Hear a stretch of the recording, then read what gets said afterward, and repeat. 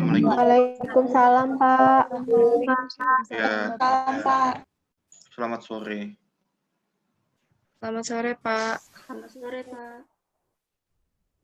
Pak. Maaf ya, tadi saya masih ada meeting Zoom di laptop ini, jadi saya baru bisa aktifkan Zoom-nya ini tadi 4:30 ya. Jadi saya mohon maaf, bukan saya nggak mau masuk tadi jam 3 tadi ya.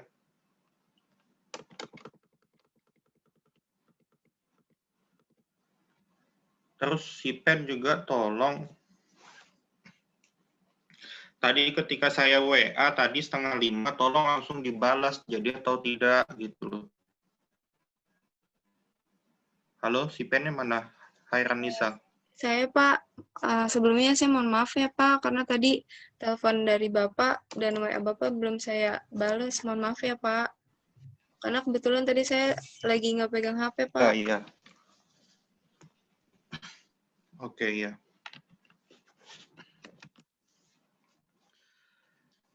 Oke, kita lanjut ya. Assalamualaikum warahmatullahi wabarakatuh.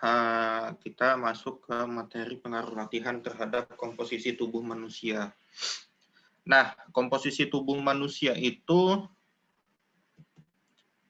terdiri dari 70% air, ya. Nah, sisanya itu berupa ion, kemudian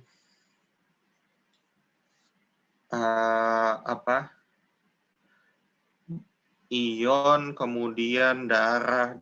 Tapi 70% dari tubuh manusia itu berisi air. Nah, komposisi tubuh manusia itu di situ ada lemak, ada protein, kemudian ada karbohidrat, ada darah, ada otot, ada tulang, ada ligamen.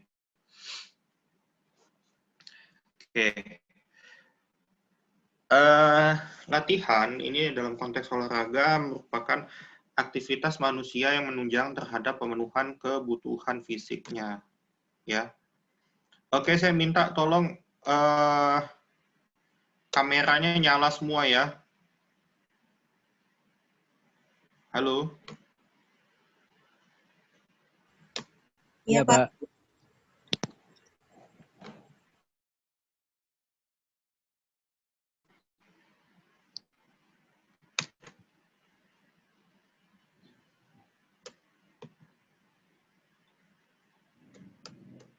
Ini Mila Amalia kemana?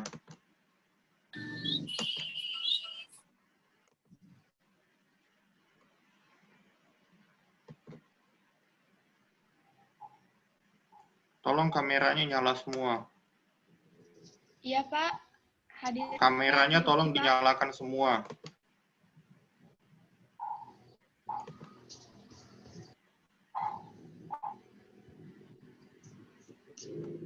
Interupsi, Pak. Apa suara saya terdengar?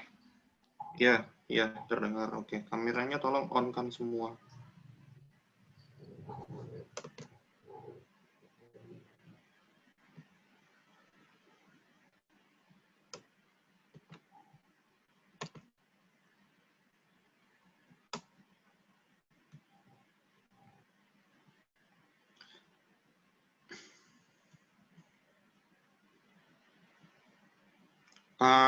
Nanti Nisa, tolong kalau yang tidak nyalakan kamera, tolong dianggap absen ya. Iya, baik, Pak. Oke. Nah, kembali lagi, pengaruh latihan terhadap komposisi tubuh itu, pada saat latihan, tubuh itu membutuhkan energi untuk beraktivitas, ya, pada saat latihan tersebut. Oke, latihan itu ada latihan aerobik dan anaerobik. Nah, aerobik itu ya disebut juga olahraga atau latihan yang memerlukan banyak oksigen dan melibatkan banyak otot-otot besar. Olahraga tipe ini dilakukan dalam intensitas yang rendah dan dalam kurun waktu yang cukup lama. Kemudian ada latihan anaerobik.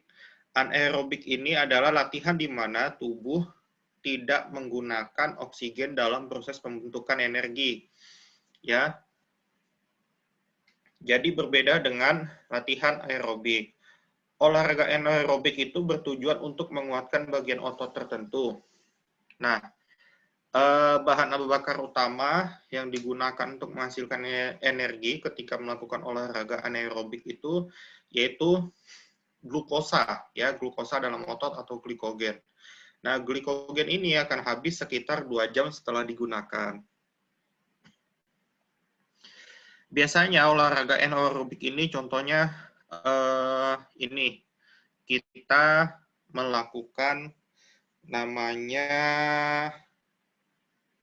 weight training ya atau gym di gym itu. Nah, itu untuk melakukan pembentukan otot. Ya, peningkatan massa otot. Nah, nanti itu di situ adalah energi yang digunakan adalah glikogen. Kalau latihan aerobik, contohnya senam. Nah, itu dilakukan intensitasnya dia rendah, tapi dia dilakukan dalam waktu yang lama. Kemudian lari maraton, ya misalnya, atau bersepeda yang cukup jauh. Nah, kemudian pengaruh latihan. Apa saja sih ketika latihan itu mempengaruhi komposisi tubuh itu apa saja? Nah, pertama, konsentrasi air dalam tubuh. Yang kedua, kadar lemak dalam tubuh. Nah, konsentrasi air, tadi saya bilang air dalam tubuh manusia mengandung 70% air. Ketika melakukan olahraga, air ini akan pertama akan menguap karena tubuh manusia itu panas, dia akan menguap dan akan keluar menjadi keringat atau akan keluar menjadi air seni ya atau air kencing kita bilangnya. Kemudian lemak tubuh. Nah, lemak tubuh ini ketika kita berolahraga, ini nanti ketika glikogen itu habis, nah karbohidrat atau lemak tubuh ini akan disintesa menjadi glikogen, sehingga kenapa ketika orang yang sering berolahraga persentase lemak tubuhnya sedikit, tapi massa ototnya bagus, ya. Jadi dia tidak gemuk. Nah, beda dengan orang yang jarang melakukan olahraga. Jadi seperti itu. Jadi kadar lemak dalam tubuh ini akan disintesis menjadi bentuk glikogen, ya. Nah, tubuh manusia itu terdiri dari sel, jaringan, organ, dan sistem organ. Nah, sel ini pembentuk tubuh manusia paling kecil, ya. Dari sel ini dari ribuan sel, ya, membentuk sebuah jaringan. Nah, dari jaringan membentuk sebuah organ. Dari sebuah organ membentuk dari beberapa kumpulan organ membentuk sebuah sistem organ. Nah, kemudian cairan di dalam tubuh itu dibagi menjadi 2. Ada cairan intraseluler dan ada cairan ekstraseluler. Nah, untuk cairan ekstraseluler dibagi menjadi intravaskular dan interstisial.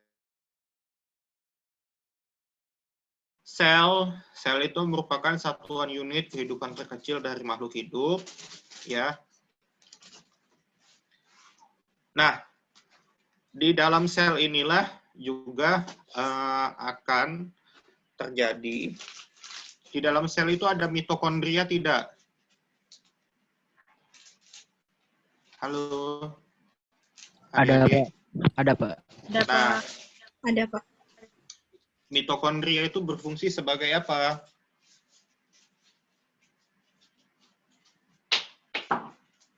Sebagai sumber tenaga sel, Pak. Sumber tenaga bagi manusia. Karena menghasilkan sebuah apa? Mitokondria itu.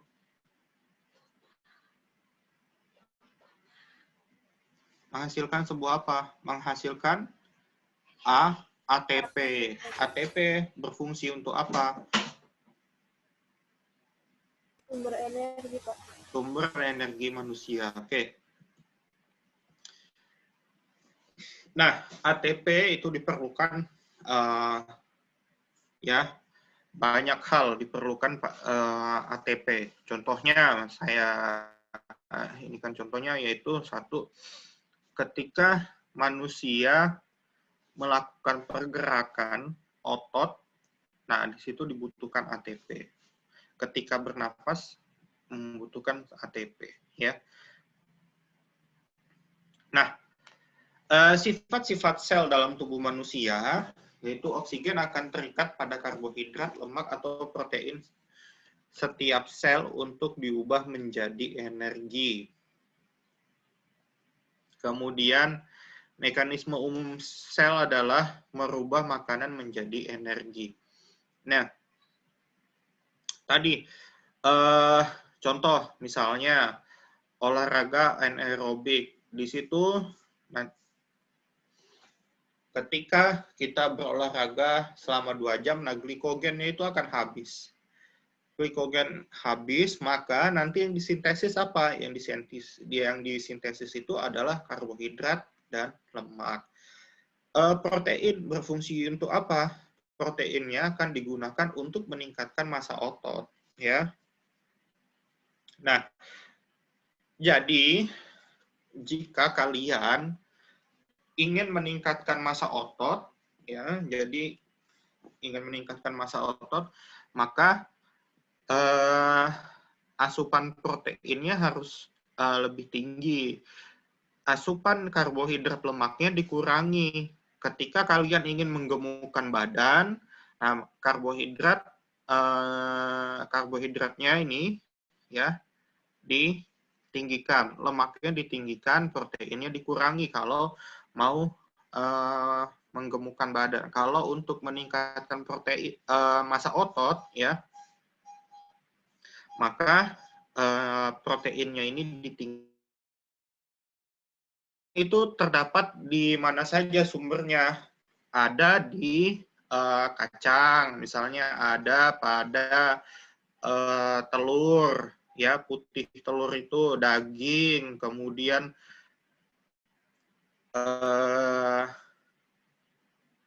daging, putih telur, ya, kemudian dan tahu, tempe, nah itu protein nabati.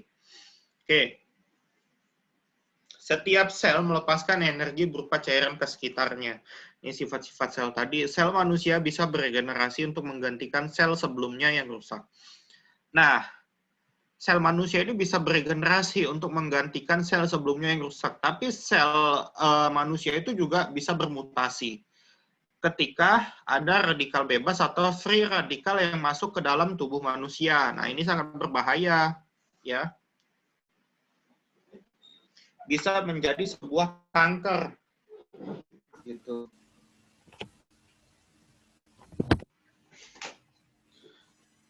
Jadi kanker itu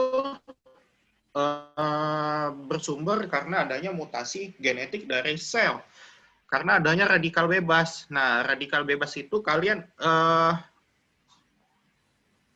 IPA bukan ya? Halo? Iya, Pak. Kalian dari IPA kan ya? Nah, Iya, Pak. Iya, Pak. Iya, Pak. kalian pernah belajar kayak reduksi oksidasi gitu? Pernah, Pak. Pernah, Pak. Oke.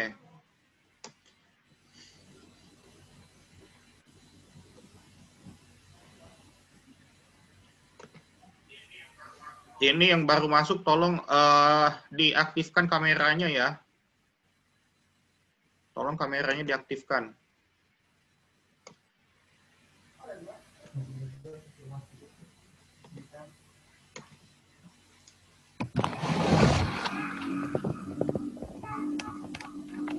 Oke, kemudian secara umum sel manusia terdiri atas membran sel, protoplasma, dan inti sel. Nah, ketiganya mempunyai komposisi kimia yang terdiri atas air, elektrolit, protein, lemak, dan karbohidrat. Oke, saya mau cerita tentang bagaimana regenerasi ini. Ketika di tubuh itu pasti selalu ada radikal bebas. Pertama, dari segi makanan, kemudian dari segi polusi ya, polusi udara, polusi lingkungan, polusi air, dan lain sebagainya. Maka akan terjadi dalam tubuh itu free radikal atau radikal bebas. Nah, mereka ini akan, free radikal ini akan mencari ion atom-atom dalam tubuh supaya mereka ini bisa menjadi yang sempurna ya. Kalau dibilang begitu, valensi berapa, kalian pasti tahu valensi berapa. Saya nggak mau menjelaskan lagi. Ketika radikal bebas itu mengambil sesuatu ya, ion dari tubuh, maka ion itu akan rusak. Nah, maka proses regenerasi dari sel tidak akan terjadi ya. Tidak akan terjadi, maka sel tidak akan beregenerasi. Nah, ini berakibat sangat fatal. Ya, pertama akan terjadi proses penuaan dini. Kemudian yang kedua akan terjadi gangguan dari keseimbangan tubuh. Akan menjadi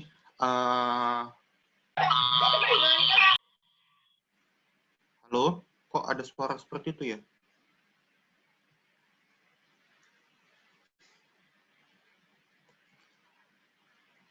Akan terjadi mutasi genetik ya, kanker misalnya. Nah, itu berbahaya, tumor, kanker. Nah, itu berasal dari radikal bebas ya, dari apa yang kita makan, dari polusi udara, dari pikiran kita, sehingga merusak sel itu sehingga menjadi mutasi genetik dari sel. Oke.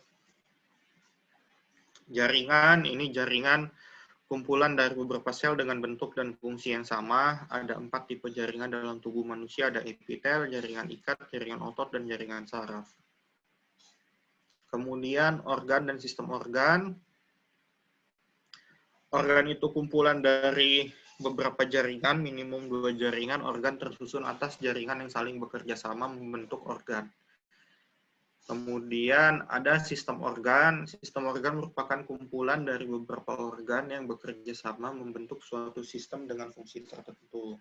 Nah, contohnya sistem pernapasan, sistem pencernaan, ya, kemudian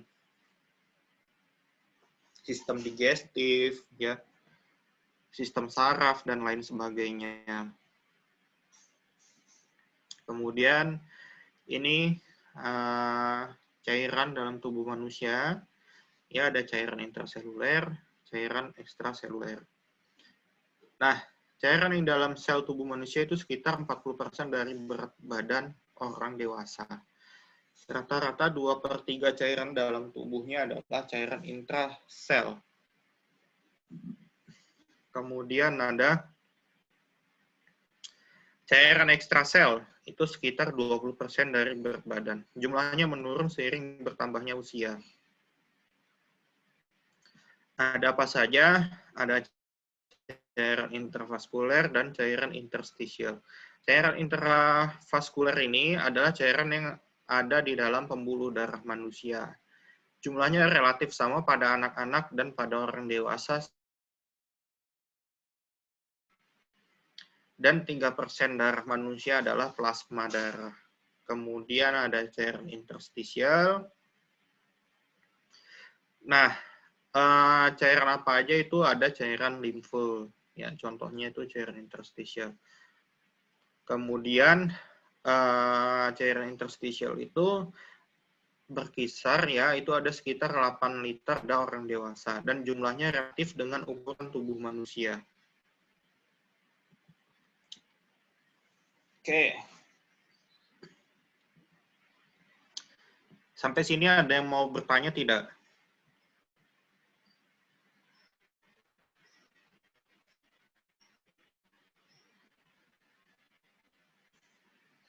Oke, kalau nggak ada yang mau bertanya, saya lanjutkan. Kemudian WHO dalam buku Physical Status ya itu membagi komposisi tubuh ke dalam 5 tingkatan, yaitu ada tingkat atom, tingkat molekul, tingkat sel, tingkat jaringan, dan yang kelima itu tubuh manusia. Nah, tingkat atom itu ada atom banyak ya, atau ada ion-ion lainnya, ada oksigen, hidrogen, karbon, dan lain-lain.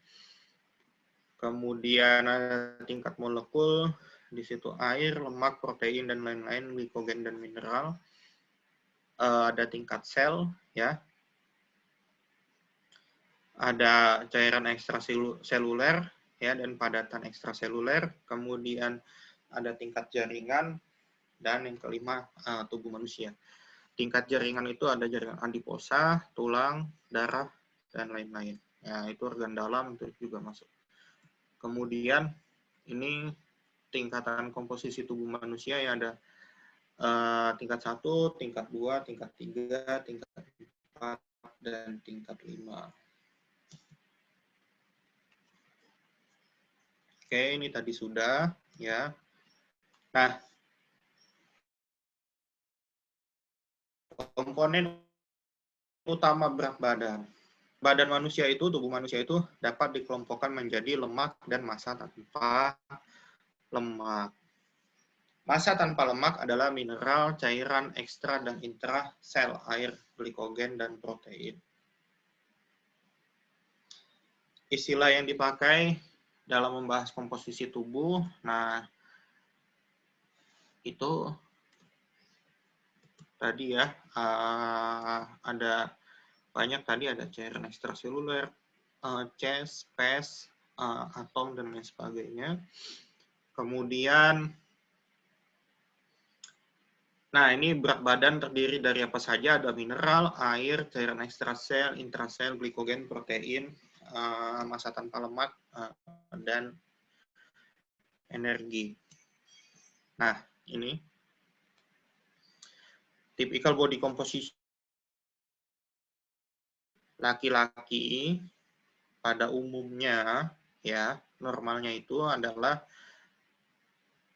otot ya, komposisi ototnya itu sekitar 45%.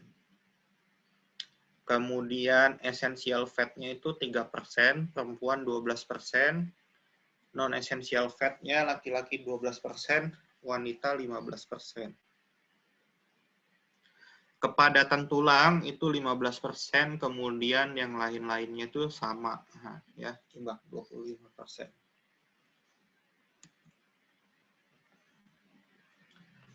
Nah, kalau kita ingin mengukur volume tubuh manusia, ya, volumenya itu gampang.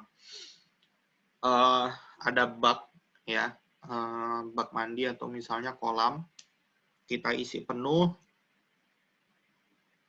Di situ ada berapa liter ya air.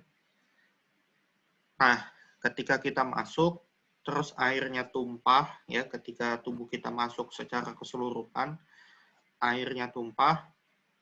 Nah, total air yang tumpah itu adalah hitungan dari volume tubuh manusia.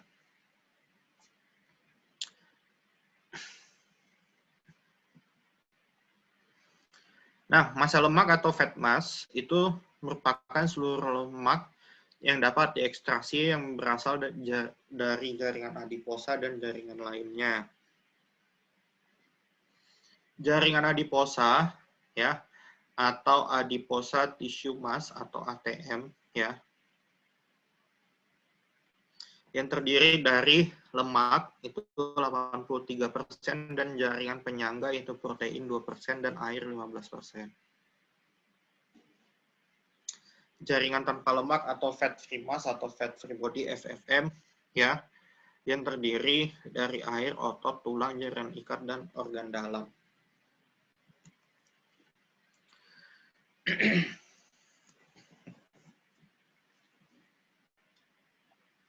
Kemudian ada lemak tubuh relatif.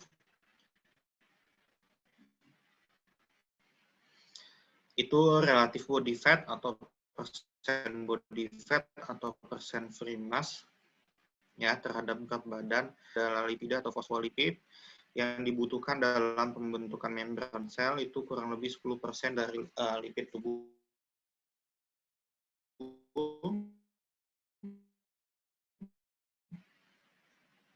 Esensial lipid itu trigliserida yang sebagian besar ada dalam jaringan adiposa. Kemudian, suara saya jelas nggak ya? Halo? Suara saya jelas nggak ya? Halo, jelas Pak. Halo? Jelas, Pak. Jelas, Pak. Ya, Jelas, Pak. Berat jenis tubuh, ya kita lanjut ya. Berat jenis Ya, Pak. tubuh, total body density adalah massa tubuh dibagi dengan volume tubuh. Ada lemak bawah kulit, ya adalah jaringan adiposa yang disimpan di bawah kulit. Nah, tadi massa tubuh dibagi dengan volume tubuh itu berat jenis, ya. Kemudian lemak bawah kulit itu dicek dengan namanya fat caliper ya.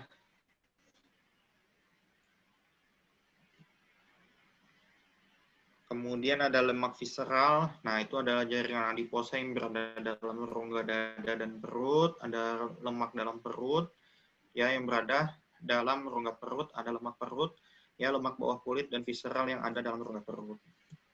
Kemudian manfaat pengukuran komposisi tubuh untuk mengidentifikasi resiko kesehatan klien dikaitkan dengan rendah atau tinggi lemak tubuh. Nah, jadi ini sangat penting bagi kalian ketika kalian menjadi seorang fisioterapi ya, harus kalian perhatikan. Ketika kalian jadi fisioterapi itu fisioterapi olahraga atau di gimnasium ya, atau kalian menjadi fisioterapi kesehatan misalnya apa ya, untuk misalnya melatih supaya klien kita terlihat bugar, bagaimana. Nah, untuk menghitung resiko kesehatan ya, kalau misalnya dia terlalu gemuk, wah ini sangat berbahaya. Kemudian untuk mengidentifikasi resiko kesehatan klien ya, sehubungan dengan kelebihan lemak dalam rongga perut. Nah, ini sangat berbahaya sekali. Kemudian ada yang ketiga itu untuk meningkatkan pengertian klien tentang risiko kesehatan yang dikaitkan dengan rendah atau tingginya lemak tubuh. Kemudian untuk pemantauan perubahan komposisi tubuh dikaitkan dengan penyakit tertentu. Menilai efektivitas intervensi gizi dan olahraga, ya. Kemudian memperkirakan berat badan ideal, merancang rekomendasi diet dan olahraga. Kemudian yang ke-8, memantau perkembangan, pematangan, ya, maturasi pada komposisi tubuh dikaitkan dengan umur. Nah,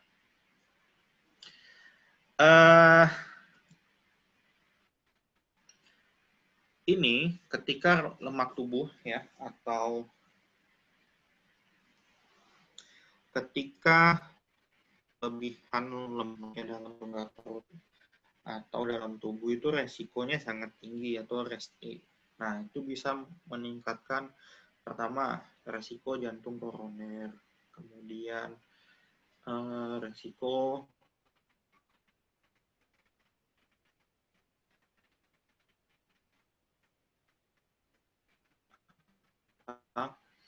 sesak nafas, paru-paru dan jantung tekan. Kemudian terjadinya diabetes ya atau gula darah, penyakit gula darah ya yang tinggi.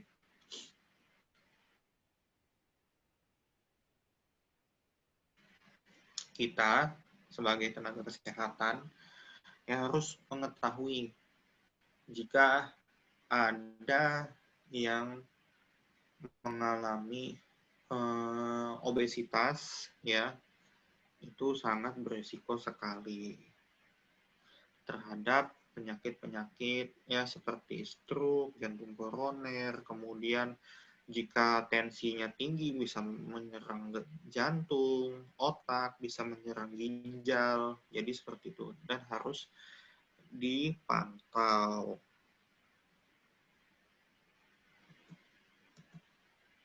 Nah ini standar persen tubuh untuk laki-laki dan perempuan ya.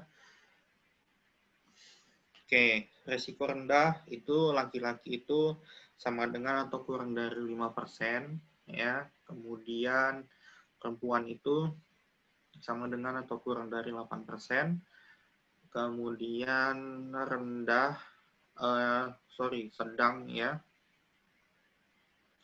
Itu 15% sampai 23%.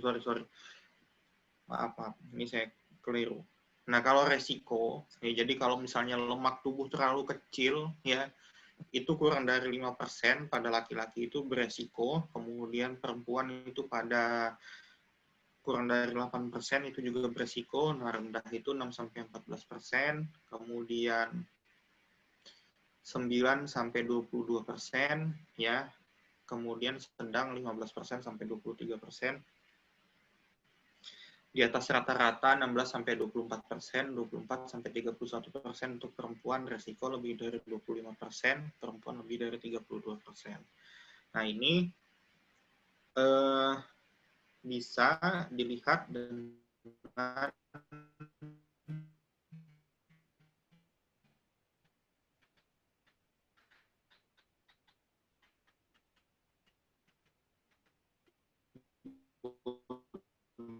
fat monitor ya. Halo adik-adik, halo.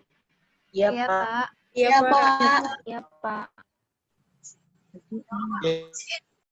Ya, nanti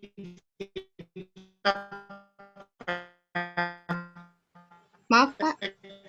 Mohon maaf, Pak, soalnya di kampus putus-putus. ya. Nanti kita praktek di kampus, ukur persentase lemak tubuh menggunakan fat caliper sama body fat monitor ya. Halo. Iya, halo Pak. Maaf Pak, tadi suaranya sempat putus-putus, Pak. Ya. Jadi nanti kita praktek, kalian atur aja, nanti kita praktek di kampus. Terserah kalian mau datang berapa orang perwakilan ya, nanti kita. Halo. Mohon maaf, Pak. Iya, Pak. Suaranya putus-putus. Jadi perwakilan saja ya, Pak? Ya, atau mau masuk semua deh.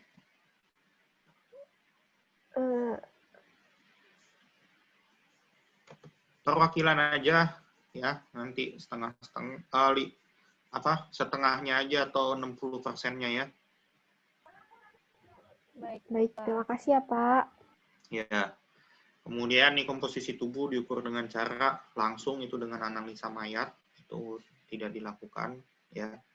Kemudian tidak langsung itu lemak tubuh, metode baku menggunakan densitometri atau isotop, kemudian pengukuran tidak langsung IMT ya. Kemudian body weight di ukuran lemak tubuh itu hasilnya adalah tubuh tanpa lemak atau fat free mass. Nah, ini rumus-rumusnya ini nanti kita pelajarin ya pada saat kita praktek. Oke. Kemudian ini skin fold caliper nih kita punya juga. Nanti saya kasih tahu bagaimana cara menggunakannya ya, skin fold. Nah, ini perbedaan komposisi tubuh muda dan tua. Nah, kalau muda protein 19%, tua 12%. air 61%, usia tua 53% mineral. Jadi seiring bertambahnya usia, maka komposisi dari protein, air, mineral akan menurun, tapi lemak itu akan meningkat, ya, karena seiring dari aktivitasnya yang menurun. Oke, ini waktunya sudah mau habis, ini tinggal kalian baca. Tulang, otot, lemak. Nah, terima kasih. Oke, sampai sini ada yang mau bertanya, silakan. Interupsi, Pak. Ya, Saya izin bertanya masalah yang tadi, Pak, Ya. yang praktik, itu jadinya kapan ya, Pak? ya kamu atur aja waktunya. Iya, baik, Pak. Ya, atur aja waktunya. Nanti minta alat-alatnya sama Pak Fia. Nanti saya minta ya. Oke. Pak, saya Hari izin Jumat boleh atau misalnya minggu depan. Iya, baik, Pak. Iya, baik, Pak.